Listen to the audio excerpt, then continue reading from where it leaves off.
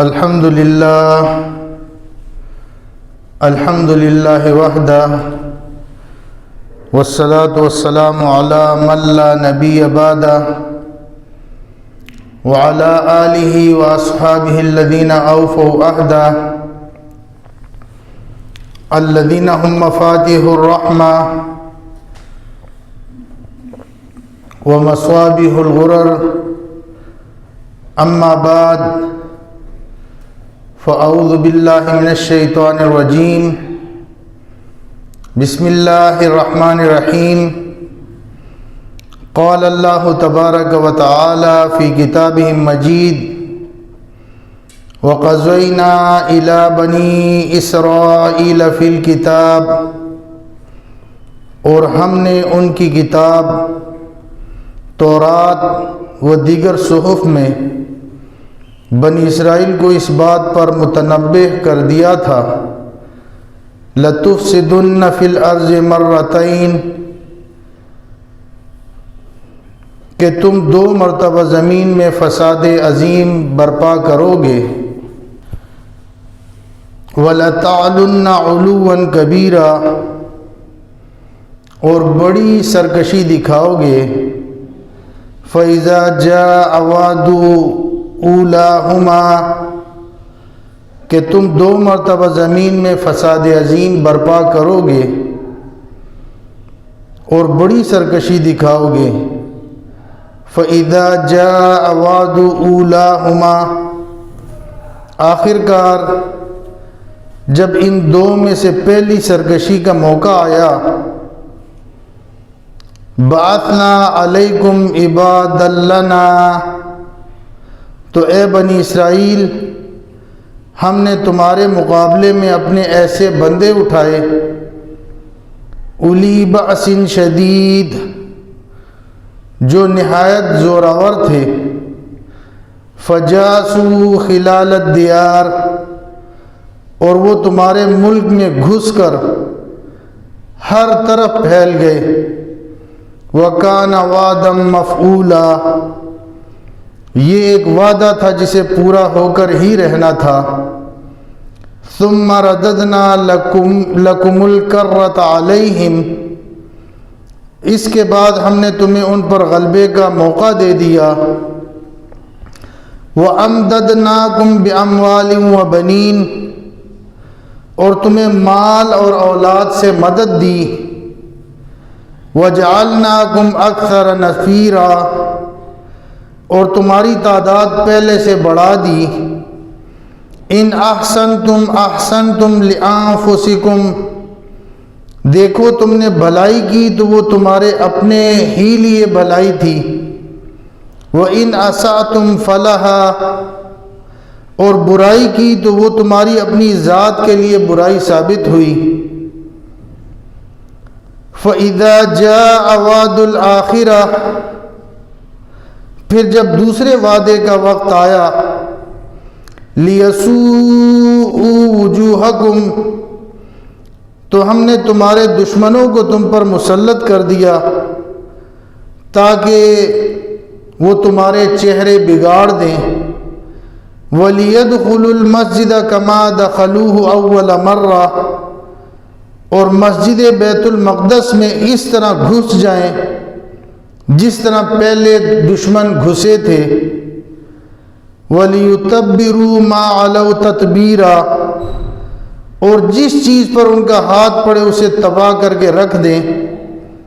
عَسَىٰ رَبُّكُمْ أَن يَرْحَمَكُمْ، ہو سکتا ہے کہ اب تمہارا رب تم پر رحم کرے.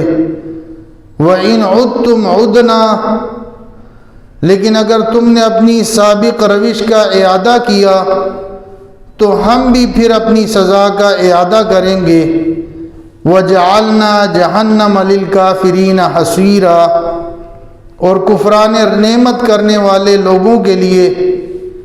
ہم نے جہنم کو قید خانہ بنا رکھا ہے.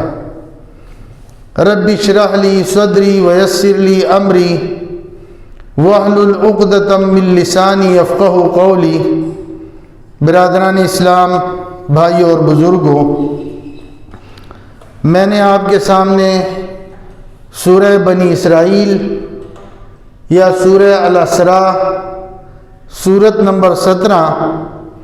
آیت نمبر 4 تا 8 تلاوت کی اور اس کا ترجمہ آپ کے سامنے بیان کیا۔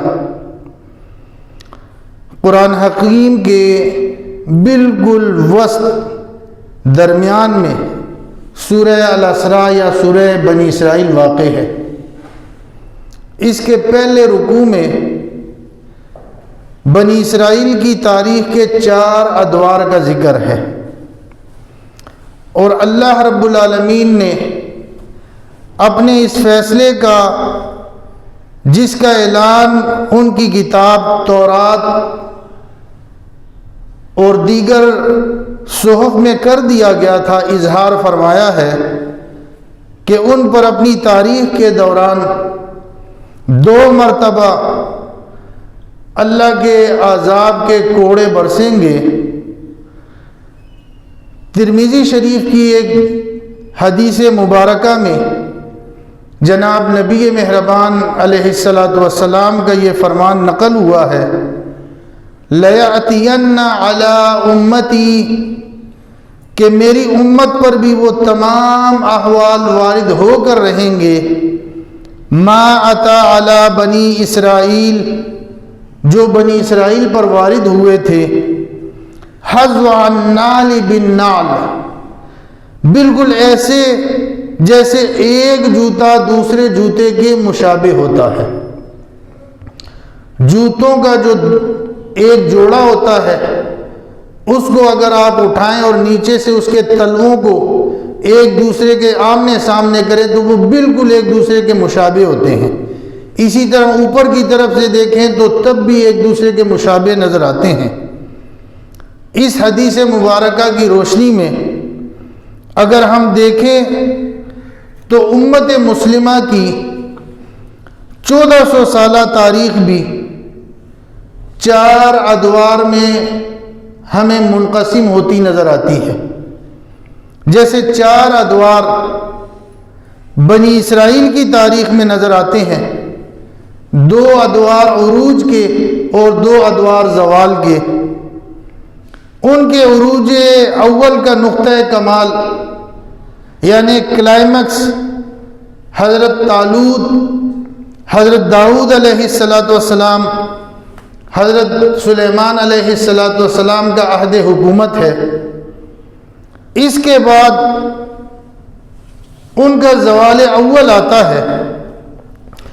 جو 587 قبل مسیح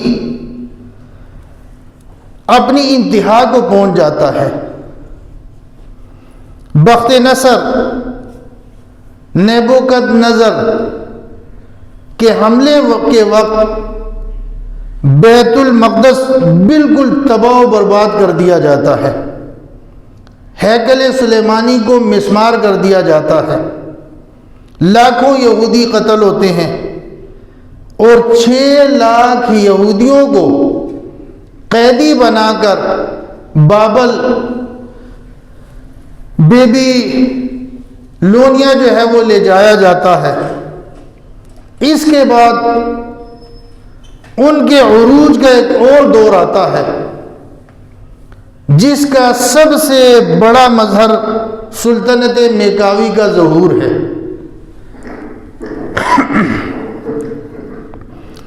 پھر وہ اپنے دوسرے زوال سے دوچار ہوتے ہیں۔ اس کا آغاز 80 عیسوی میں رومی جنرل ٹائٹس، جسے عرب لوگ ٹویٹس کے نام سے جانتے اور بولتے ہیں، اس کے حملے کے آغاز سے ہوتا ہے۔ جنرل ٹائٹس جس نے پھر بیت المقدس کو تاخت و تاراج کر دیا سن 80 عیسوی میں۔ اس کے بعد سے اب تک بنی اسرائیل پستی، زوال اور اضمحلال اور انتشار کا شکار چلے آ رہے ہیں۔ وقفے وقفے سے اللہ رب العالمین کے عذاب کے کوڑے ان پر برستے رہے۔ ماضی قریب میں سلطنت اسرائیل کی شکل میں یہودیوں کو ذرا سانس لینے کا موقع ملا، لیکن معلوم یہ ہوتا ہے کہ وہ اپنے بل بوتے پر کچھ بھی نہیں کر سکتے، بلکہ انہوں نے یہ جو اسرائیل نام کی ایک ریاست حاصل کی ہے، یہ بھی دوسروں کے مرہون منت ہے۔ ابتدا میں اس کی سرپرستی برٹش امپائر نے کی، اور اس کے بعد سے اب تک امریکہ کی شے پر اور اسی کے سہارے سے جو ہے وہ چلی آ رہی ہے، اور ابھی تک امریکہ ہی ان کے لیے مختلف موقعوں پر سہارا ثابت ہوا ہے، اور مختلف مواقع پر ان کے لیے لابنگ بھی کرتا ہے کہ کسی نہ کسی طریقے سے اسرائیل کو پوری دنیا کے تمام ملکوں سے جو ہے وہ تسلیم کروایا جائے۔ بھائیوں اور بزرگوں، اس نقشے کو پس منظر میں رکھیے۔ آج بھی پاکستان پر بہت شدید دباؤ ہے کہ کسی نہ کسی طریقے سے آپ اسرائیل کو جو ہے وہ تسلیم کر لو، اور اس کے لیے دلیل یہ دی جاتی ہے کہ ان کا جن لوگوں کے ساتھ قضیہ تھا انہوں نے تو ان کو تسلیم کر لیا، یعنی فلسطینیوں نے یاسر عرفات کی قیادت میں اسرائیل کو تسلیم کر لیا۔ اسی طرح اس کے پڑوس میں واقع جو عرب ممالک تھے انہوں نے یکے بعد دیگرے ان کو تسلیم کر لیا ہے۔ تو پاکستان کے ساتھ تو اس کی نہ کوئی سرحد ملتی ہے اور نہ کوئی براہ راست جو ہے پاکستان کے ساتھ ان کا کوئی قضیہ ہے، لہٰذا پاکستان کو جو ہے اسرائیل کو تسلیم کر لینا چاہیے۔ یعنی یہ دلائل دیے جاتے ہیں، اور باقاعدہ اس کے لیے اب ایک ہماگیر قسم کی لابنگ شروع ہو گئی ہے۔ وہ آپ دیکھیں گے پرائیویٹ چینلوں میں بھی اور مختلف طبقات کے ذریعے اسرائیل کو تسلیم کرنے کے لیے ایک لابنگ ہماگیر قسم کی شروع کر دی گئی ہے۔ اب ذرا اس نقشے کو پس منظر میں رکھیے۔ اب آتے ہیں امت محمدیہ صلی اللہ علیہ وسلم کی تاریخ کی جانب۔ ہمارا عروج اول تقریباً 400 سالوں پر پھیلا ہوا ہے۔ یہ عروج 7ویں، 8ویں، 9ویں اور 10ویں صدی کا زمانہ ہے۔ یہ عروج عربوں کے زیر قیادت ہوا۔ یہ 400 سال ایسے گزرے ہیں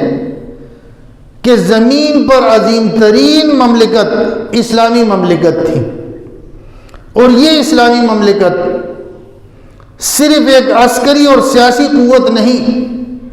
بلکہ اس میں تہذیب و تمدن،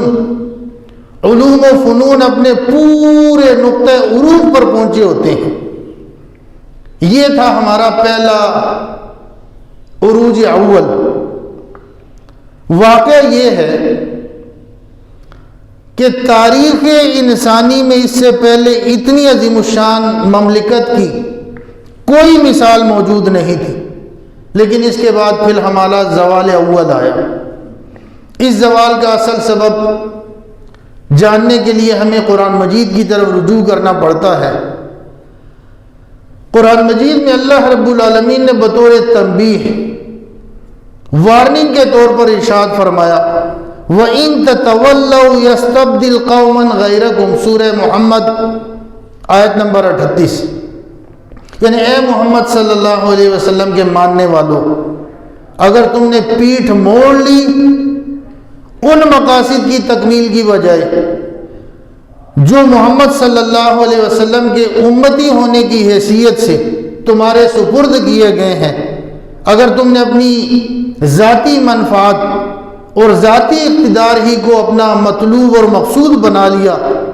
تو اور تم بھی دنیا کی عیش و عشرت کی لت میں مبتلا ہو گئے، تو جان لو پھر ہماری سنت کا ظہور ہوگا۔ اور ہماری سنت کیا ہے؟ وَإِن تَتَوَلَّوْا يَسْتَبْدِلْ قَوْمًا غَيْرَكُمْ، کہ اگر تم پیٹ پھیر لو گے ان مقاصد سے جو ہم نے اپنے نبی کے لیے متعین فرمائے ہیں، تو پھر تم پر کوئی غیر قوم کو مسلط کر دیا جائے گا، ہم تمہیں ہٹا دیں گے اور کسی اور کو لے آئیں گے۔ ظاہری اعتبار سے اسباب زوال کا خلاصہ مطلوب ہو تو علامہ اقبال کے اس شعر کے اندر موجود ہے کہ میں تجھ کو بتاتا ہوں تقدیر امم کیا ہے، شمشیر و ثنا اول طاؤس و رباب آخر۔ چنانچہ ہمارا حال بھی طاؤس و رباب آخر کی تصویر بن گیا۔ ہم زوال سے دوچار ہوئے، اللہ رب العالمین کے عذاب کا کوڑا ہمارے پیٹھ پر جو ہے وہ برسا، پہلے سلیبیوں کی شکل میں اور پھر فتنہ تاتار کی شکل میں، پھر 1258 عیسوی میں وہ پورے نقطہ عروج کو جو ہے وہ پہنچ گئے۔ اگر اس وقت کا منظرنامہ آپ سامنے رکھیں، جب سلطنت عباسی یا خلافت عباسیہ اس کو کہہ لیں، اس کا چراغ جو ہے وہ گل ہو گیا۔ ہلاکو خان نے بغداد کی اینٹ سے اینٹ بجا دی اور تاتاری چین اور ہندوستان سے ہوتے ہوئے بغداد تک جو ہے وہ پہنچ گئے، اور انہوں نے خلافت عثمانیہ خلافت عباسیہ کا دارالحکومت بغداد اس کی اینٹ سے اینٹ بجا دی۔ وہاں زبردست قسم کا انہوں نے قتل عام کیا اور کھوپڑیوں کے مینار کھڑے کیے،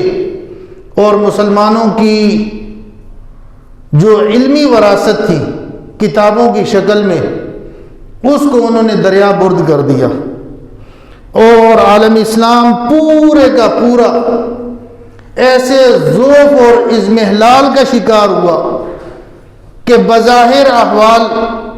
کوئی اندازہ نہیں کیا جا سکتا تھا کہ مسلمان دوبارہ بھی جو ہے وہ اٹھ سکیں گے یا ان کو اٹھنا نصیب ہو سکے گا، کیونکہ خلافت عباسیہ کے خاتمے کے بعد مسلمانوں کی مرکزیت جو ہے وہ ختم ہو گئی، اور خلافت عباسیہ کے زیر نگین اس وقت جو ہندوستان کی مسلمانوں کی سلطنت تھی، اسی طرح خوارزم سلطنت جو سینٹرل ایشیا پر مشتمل تھی، اسی طرح صفوی سلطنت جو ایران پر مشتمل تھی، اسی طرح اموی خلافت جو اسپین میں تھی، یہ تمام کی تمام ایک طرح کی خلافت عباسیہ کے ساتھ جو ہے وہ وابستہ تھی۔ لیکن پھر خلافت عباسیہ کے خاتمے کے بعد چھوٹی چھوٹی سلطنتیں جو ہے وہ ظہور میں آئی، سلطنت سلجوقی، سلطنت ایوبی، اور اسی طرح وہ جو مرکزیت تھی وہ زمین بوس ہو گئی، اور بظاہر احوال کوئی آثار نہیں نظر آتے تھے کہ مسلمان جو ہے وہ دوبارہ عروج حاصل کر پائیں گے۔ لیکن پھر اسی سنت الہی کا ظہور ایک عجیب شان کے ساتھ ہمیں نظر آتا ہے۔ علامہ اقبال نے اپنے ایک شعر میں اس کا منظرنامہ بیان کیا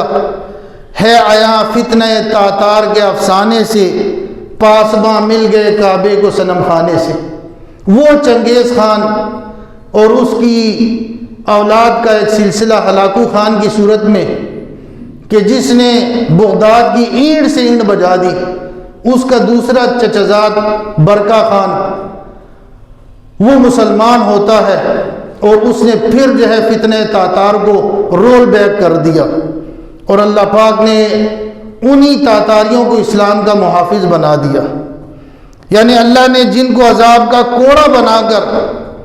مسلمانوں کی پیٹھ پر برسایا تھا، انہی کو ایمان اور اسلام کی توفیق عطا فرما دی، انہی کے ہاتھوں میں اللہ رب العالمین نے اپنے دین کا علم جو ہے وہ تھما دیا۔ چنانچہ اگر ہم اس دور کا جائزہ لیں تو 3 ترک قبیلے ہیں کہ جن کی زیر سیادت اور قیادت پھر اسلام کو اپنے دوسرے عروج کا دور دیکھنا جو ہے وہ نصیب ہوتا ہے، جن کی زیر سیادت اور زیر قیادت پھر اسلام جو ہے وہ ابھرنا شروع ہوا. ان میں ترکان تیموری جنہوں نے ہندوستان میں ایک عظیم الشان سلطنت قائم کی، اور ہندوستان سے مراد پورا بر صغیر ہے، برما سے لے کر کابل تک، دریائے آمو تک، یہ پورا کا پورا جو ہے یہ مسلمانوں کے ہاتھ میں آ گیا. اسی طرح صفوی حکومت جو ایران میں قائم ہوئی، اصلاً اگر اس کا بھی جائزہ لیا جائے اور دیکھا جائے تو وہ بھی دراصل ترک حکومت ہی تھی. پھر سلطنت عثمانیہ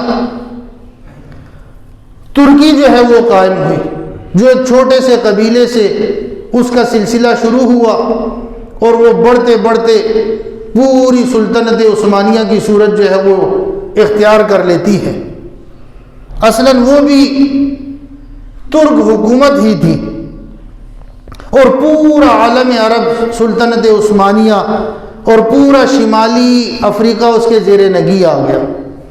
اگر آپ کے سامنے دنیا کا نقشہ موجود ہو تو 3 بر اعظموں کو اس طرح ایک قسم کا جفا ڈالے ہوئے جو ہے سلطنت عثمانیہ جو ہے وہ نظر آتی ہے، کہ اس میں یورپ بھی ہے، اس میں ایشیا بھی ہے، اور اس میں افریقہ بھی ہے. 3 بر اعظموں پر مشتمل یہ سلطنت عثمانیہ یا خلافت عثمانیہ جو ہے وہ قائم ہو گئی. انہی کے ہاں پھر خلافت کا احیاء ہوا، اور چوتھی بنو امیہ کی وہ سلطنت جو اندلس میں قائم تھی، ان 4 عظیم مملکتوں کی صورت میں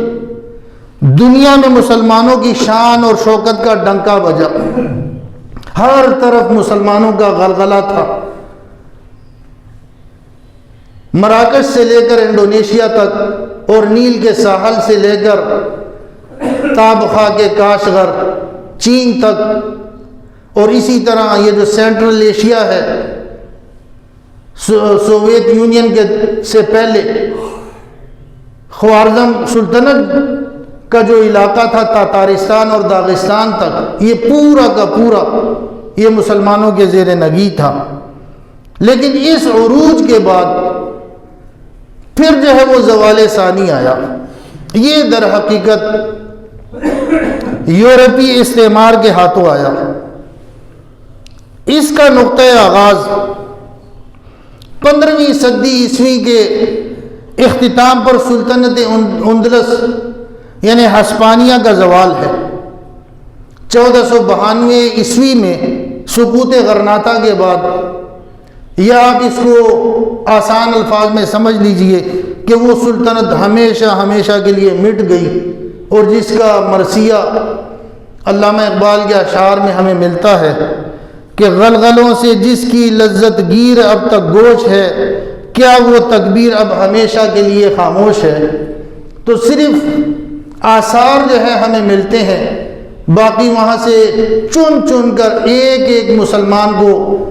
قتل کر دیا گیا، شہید کر دیا گیا، اور ان کی نسلوں کو جو ہے وہاں سے مٹا دیا گیا.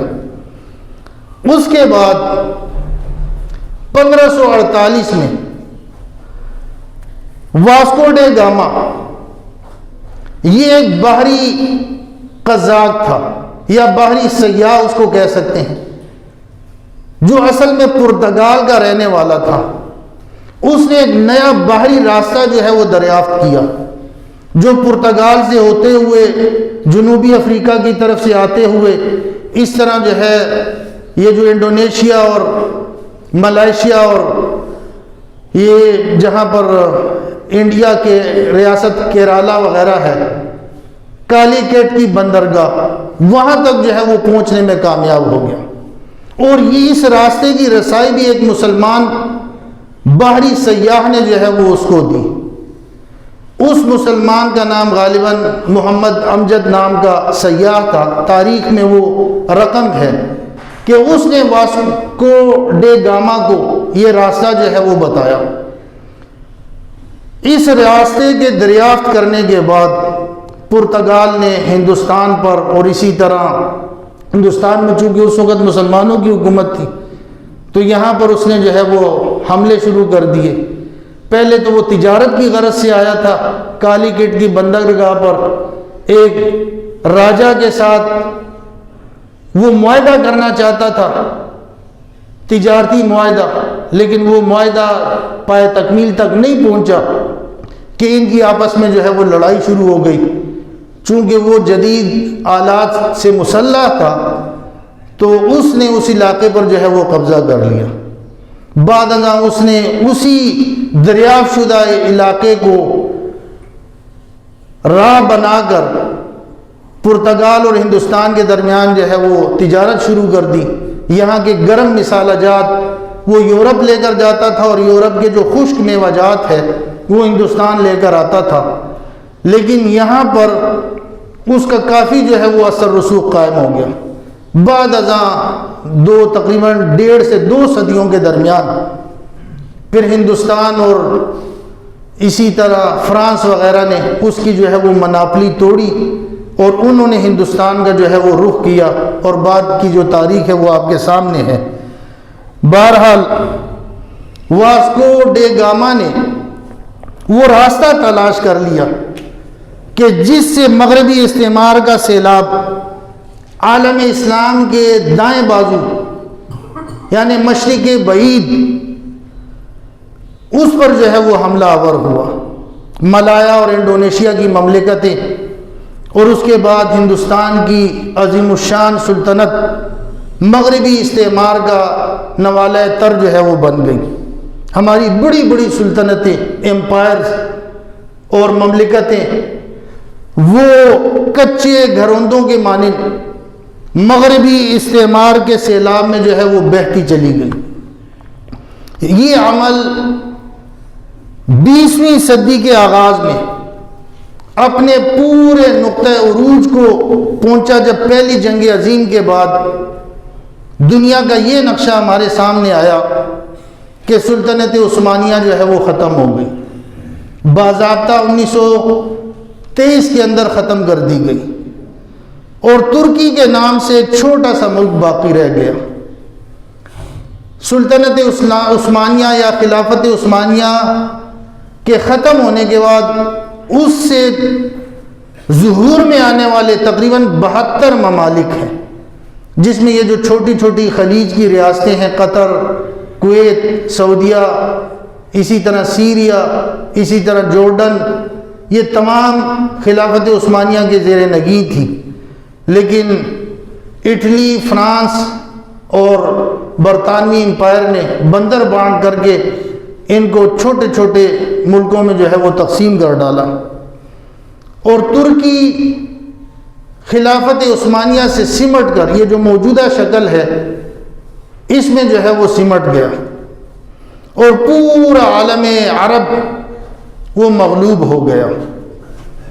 اعلان بالفور کے نتیجے میں اس کے حصے جو ہے وہ بکھرے کر دیے گئے۔ اس کی خبر دی تھی جناب نبی مہربان علیہ الصلوۃ والسلام نے۔ سنن نبی داؤد کی روایت ہے کتاب الملاحم کے اندر کہ یوشک الامم ان تداع علیکم کما تداع الاکلۃ الی قصعتها، کہ اے مسلمانوں مجھے اندیشہ ہے کہ تم پر ایک ایسا وقت آئے گا کہ دنیا کی اقوام تم پر ایک دوسرے کو ایسے دعوت دیں گی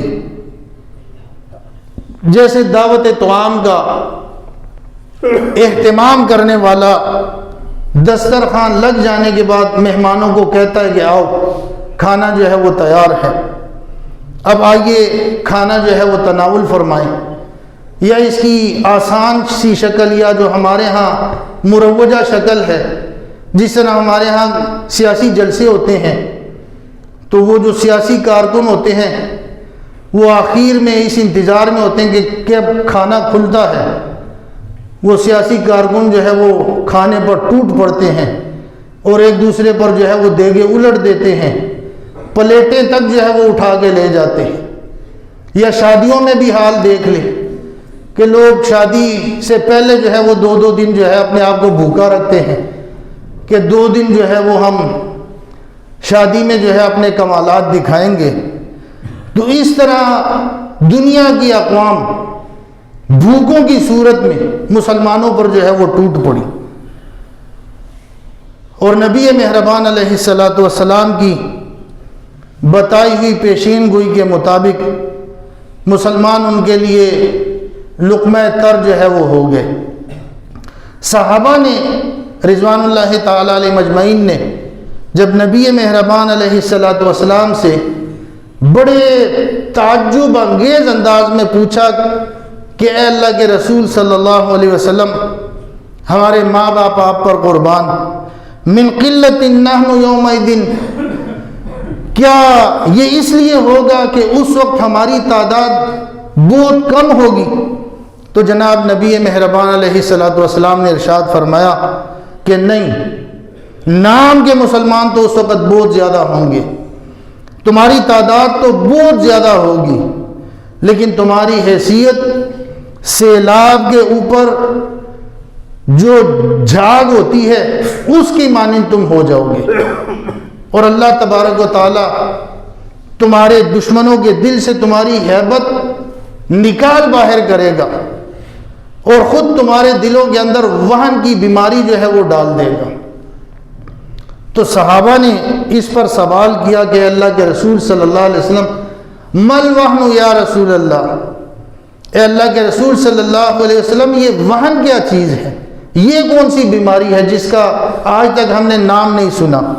تو آپ صلی اللہ علیہ وسلم نے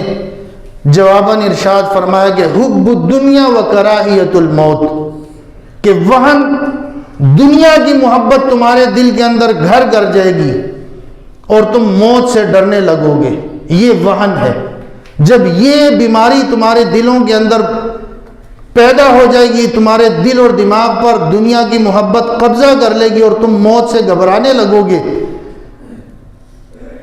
تو یہ وہ نقشہ ہے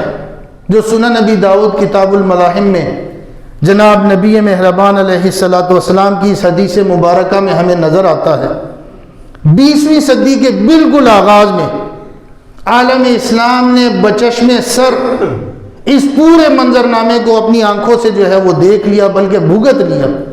ابھی تک جو ہے وہ بھگتتے چلے آ رہے ہیں۔ جیسا کہ میں نے اس سے پہلے آپ کے سامنے یہ بات رکھی کہ ابھی تک تقریباً 1 صدی ہو گئی ہے، مسلمان شکست در شکست، شکست در شکست جو ہے ان کو ہوتی چلی آ رہی ہے، اور کہیں سے کوئی خوشخبری یا امید کی کوئی کرن نہیں نظر آئی، ماں سوائے اس کے کہ مسلمانوں نے مل کر سوویت یونین کو افغانستان میں جو ہے وہ شکست دی۔ سوویت یونین کی 300 سالہ تاریخ میں، اس سے پہلے وہ زار شاہی روس اور اس کے بعد سوویت یونین، 1917 کے کمیونسٹ انقلاب کے بعد وہ سوویت یونین، وہ جس طرف کا انہوں نے رخ کیا وہ واپس کبھی نہیں ہوئے، رول بیک نہیں ہوئے، لیکن افغانستان میں آ کر وہ پھنس گئے، اور یہاں سے پھر وہ نہ صرف رول بیک ہوئے بلکہ جس طرح خلافت عثمانیہ کے 72 ٹکڑے ہوئے تھے، اس طرح سوویت یونین کے تقریباً 15 سے زائد جو ہے وہ ٹکڑے ہو گئے، اور ان میں سے 6 مسلمانوں کی بڑی ریاستیں اس میں سے جو ہے وہ نمودار ہوئیں، جس میں سب سے بڑی رقبے کے اعتبار سے قازقستان ہے، اسی طرح آذربائیجان جس نے ابھی اپنا مقبوضہ علاقہ آرمینیا سے جو ہے وہ آزگار کروایا ترکی کے ساتھ مل کر، اسی طرح تاجکستان، ازبکستان، قرغیزستان، اسی طرح تاجکستان۔ تو یہ 6 بڑی مملکتیں جو مسلمان اکثریتی آبادی پر مشتمل ہیں، یہ اس میں سے برآمد ہوں، اور یہ وسائل کے اعتبار سے مالا مال ہے، اس میں گیس اور تیل اور سونے اور چاندی اور تانبے کے ذخائر ہیں، لیکن افغانستان کی یہ جو خانہ جنگی ہے اس کی وجہ سے پاکستان یا دنیا جو ہے وہ ان سے مستفید ہونے سے ابھی قاصر ہے۔ تو عالم اسلام نے 1 صدی پہلے نبی مہربان علیہ الصلوۃ والسلام کی اس حدیث کو اپنی آنکھوں سے جو ہے وہ نہ صرف دیکھ لیا بلکہ بھگت لیا، وہ وقت تھا جب مسلمان جو ہے خود ہندوستان کے اندر ایک تحریک خلافت چلی. علی برادران محمد علی جوہر اور شوکت علی دو بھائی تھے, انہوں نے تحریک چلائی. اور اس وقت باقاعدہ جو گاندھی تھا اس نے مسلمانوں کی تحریک خلافت میں حمایت کی کہ خلافت کو کسی طریقے سے جو ہے وہ بچایا جائے, اس کی سپورٹ کے طور پر. وہ باقاعدہ خلافت کے جلسوں میں جو ہے وہ جاتا تھا مسلمانوں کی ایک قسم کی ہمدردیاں حاصل کرنے کے لیے. لیکن وہ چونکہ دور اندیش تھا, اس کو پتہ تھا کہ خلافت جو ہے یہ اب بچ نہیں سکتی, اس لیے اس نے مقامی مسلمانوں کی حمایت حاصل کرنے کے لیے, مسلمانوں میں نقب ڈالنے کے لیے, ان کی ہمدردیاں حاصل کرنے کے لیے وہ مسلمانوں کے شانہ بشانہ جو ہے وہ رہا. تو یہ نقشہ تھا 20ویں صدی کے آغاز میں. البتہ یہ بات نوٹ کرنے کی ہے کہ اس کے بعد اب تک ایک دوہرا عمل جو ہے وہ ہمارے سامنے آ رہا ہے. ایک طرف ہمارے انحطاط اور ہمارے زوال کے سائے جو ہے وہ مزید گہرے ہوتے چلے جا رہے ہیں. ابھی آپ دیکھ لیں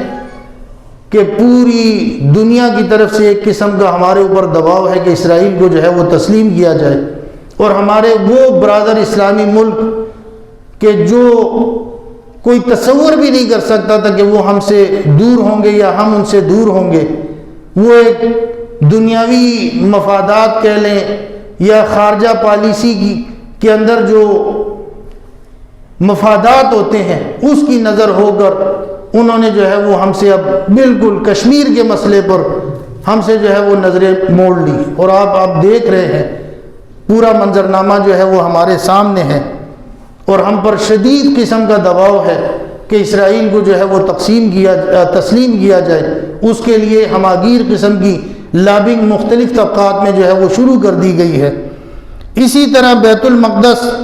دوسری مرتبہ جو ہے وہ ہمارے ہاتھوں سے چھینا گیا. ایک دفعہ صلیبیوں نے چھینا تھا, جسے بعد ازاں صلاح الدین ایوبی نے اس کو صلیبیوں سے واپس لیا, اور بعد میں جب خلافت عثمانیہ کا خاتمہ ہوا, اس خاتمے کی صورت میں اسرائیل کا خنجر عالم اسلام کے سینے اور جگر کے اندر جو ہے وہ پیوست کیا گیا. اسی طرح سقوط ڈھاکہ 16 دسمبر 1971 جب پاکستان کو 2 لخت کر دیا گیا, وہ بھی بڑا عجیب قسم کا دردناک منظرنامہ ہے. اسی طرح عرب اسرائیل جنگوں میں جو مسلمانوں کو شکستیں ہوئیں, یعنی پورا عالم عرب ایک طرف اور ایک ننھا منا چھوٹا اسرائیل دوسری طرف, لیکن چونکہ اس کے پشت پر دنیا کی سپر طاقتیں, انہوں نے جو ہے اس کو سپورٹ کیا, اور عالم اسلام جو ہر حوالے سے بے دست و پا ہے ان کو جو ہے وہ شکست ہوئی. رقبہ بھی ان کا چھنا گیا, وسائل بھی جو ہے وہ ان سے چھینے گئے. یہ جو گولان کی سیریا کی پہاڑیاں ہیں یہ اسرائیل کے قبضے میں چلی گئی. اسی طرح جارڈن کا کافی علاقہ ان کی ہاتھ میں جو ہے وہ آ گیا. اور وہ جو ایک تھیوری تھی جو خود UN نے پیش کی تھی کہ 2 قومی وہاں پر ریاست ہوگی, فلسطینیوں کی جدا اور یہودیوں کی اسرائیلی ریاست جو ہے وہ جدا, اور اسی طرح یہ جو مشرقی یروشلم ہے یہ یہودیوں کے پاس ہوگا, اور جو مغربی ہے یہ مسلمانوں کے پاس ہوگا بیت المقدس کا. تو وہ سارا منظرنامہ جو ہے وہ بالکل تبدیل ہو گیا, اور اب تو بظاہر احوال یہی نظر آتا ہے کہ ماں سوائے 2-3 ممالک کے جن میں پاکستان, ترکی یا ایران, باقی سارے کے سارے کچے گروندے اسرائیل کے سامنے ہیں. تو یہ عذاب الہی کے کوڑے جو بحیثیت امت مسلمہ کی پیٹھ پر جو ہے وہ برسے, لیکن دوسری طرف یہ تو مایوسی والا منظرنامہ ہے, دوسری طرف احیاء اور تجدید کی تحریکیں بھی جو ہیں وہ شروع ہو چکی ہیں. الحمدللہ پاکستان جو ہے وہ ایٹمی قوت جو ہے وہ بن چکا ہے, اور پاکستان واحد ملک ہے جو پورے عالم کفر کی آنکھوں میں جو ہے وہ کھٹکتا ہے، لیکن پاکستان نے بڑی سمجھداری کے ساتھ اپنے وجود کو بھی برقرار رکھا ہے، اور یہ جو آنے والا منظرنامہ ہے یا جو آنے والا عالمی جو تقسیم ہے، اس تقسیم سے پاکستان کو جو ہے وہ فائدہ ہوتا نظر آ رہا ہے۔ چونکہ پہلے پاکستان نے اپنا سارا جو وجود ہے وہ مغربی اتحاد کے اس میں ڈال دیا تھا، جس سے ہمیں جو ہے وہ فائدہ کم اور نقصان زیادہ ہوا، اور اسی کے نتیجے میں پاکستان جو ہے وہ دو لخت ہوا۔ لیکن الحمدللہ اب آنے والا منظرنامہ پاکستان اور عالم اسلام کے حق میں بہتر ہوتا جو ہے وہ نظر آ رہا ہے۔ چنانچہ یہ جو پہلا مرحلہ ہے یہ امت مسلمہ کسی حد تک جو ہے وہ گزار چکی ہے۔ چنانچہ پورے عالم اسلام سے مغربی استعمار کا اگر دیکھا جائے تو سیاسی طور پر جو ہے وہ خاتمہ ہو چکا ہے، اور اس سیلاب کا رخ جو ہے وہ موڑا جا چکا ہے۔ وہ جو عملاً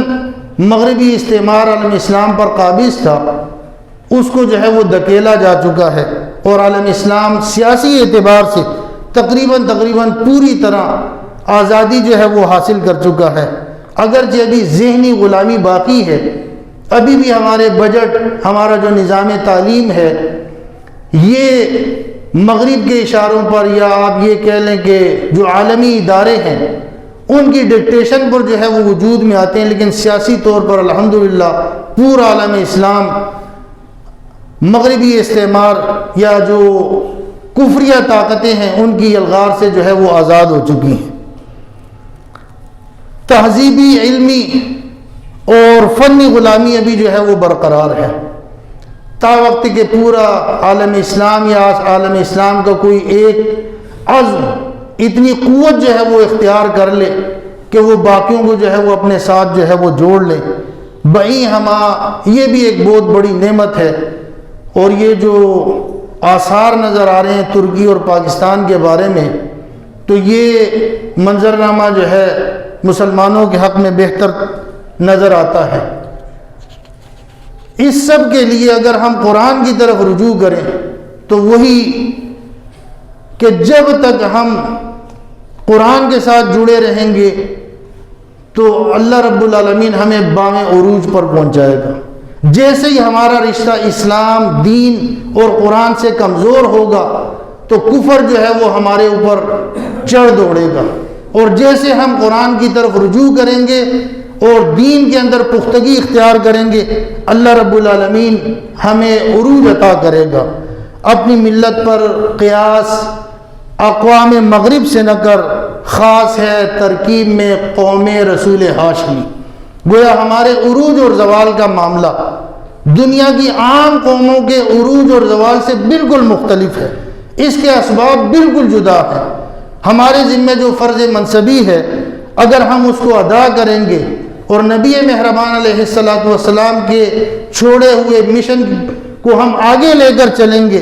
تو اللہ رب العالمین کی مدد اور نصرت جو ہے وہ ہمارا ساتھ دے گی۔ کہ محمد سے وفا تو نے تو ہم تیرے ہیں، یہ جہاں چیز ہے کیا لوح و قلم تیرے ہیں۔ وآخر الدعوانا وان الحمد للہ رب العالمین۔